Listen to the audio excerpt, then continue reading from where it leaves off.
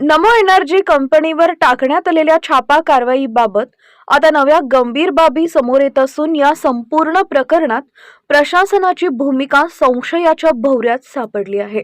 ज्या आदेशाने ही कारवाई झाली त्या तहसीलदार नीता लबडे यांच्याशी संपर्क साधल्यानंतर अनेक प्रश्न अनुत्तरितच राहिल्याचं चित्र स्पष्ट झालं आहे। छापा टाकण्यात आला त्यावेळी पुरवठा विभाग व पोलिसांनी संयुक्त पंचनामा केला।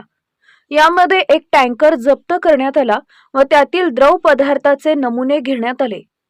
मात्र हे नमुने तब्बल 2 दिवसांनंतर प्रयोगशाळेत पाठवण्यात आल्याची माहिती समोर येते। या विलंबामुळे नमुन्यांच्या शुद्धतेवर व तपासाच्या विश्वासार्हतेवर प्रश्नचिन्ह निर्माण झाले।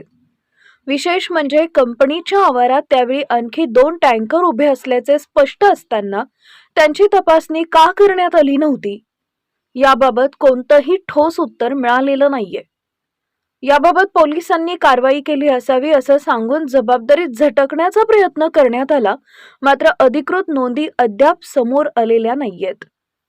याहून गंभीर बाब म्हणजे ज्या ठिकाणी टँकर उभे होते त्या परिसरात मोठ्या प्रमाणावर भूमिगत साठा असल्याची चर्चा आहे। असा साठा असताना तो तात्काळ सील का करण्यात आला नाही हा प्रश्न उपस्थित होतोय। हा साठा नेमका कुठल्या स्वरूपाचा आहे, त्याची क्षमता किती आहे आणि तो कायदेशीर आहे की नाही याबाबत प्रशासनाकडून कोणतीही स्पष्ट माहिती देण्यात आलेली नाहीये। दरम्यान MIDC मंडळाची भूमिका देखील अद्याप अस्पष्टच आहे। औद्योगिक क्षेत्रातील अशा गंभीर प्रकरणात MIDC कडून कोणती तपासणी करण्यात आली की नाही याबाबत मौन बाळगण्यात येत आहे। एकंदरीत नमो एनर्जी छापा प्रकरणात कारवाईपेक्षा दुर्लक्षच अधिक दिसून येत असून प्रशासनातील समन्वयाचा अभाव, ढिसाळ तपास आणि उशिरा होणाऱ्या प्रक्रियांमुळे संशय अधिक गडद होत आहे।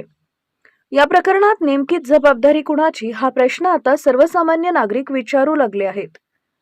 या प्रकरणात प्रशासन स्पष्ट भूमिका घेणार का की हे प्रकरण फाईल्समध्येच दडपले जाणार याकडे संपूर्ण जिल्ह्याचं लक्ष लागलेलं आहे। Bureau report Mahanews 19 Bhusawal.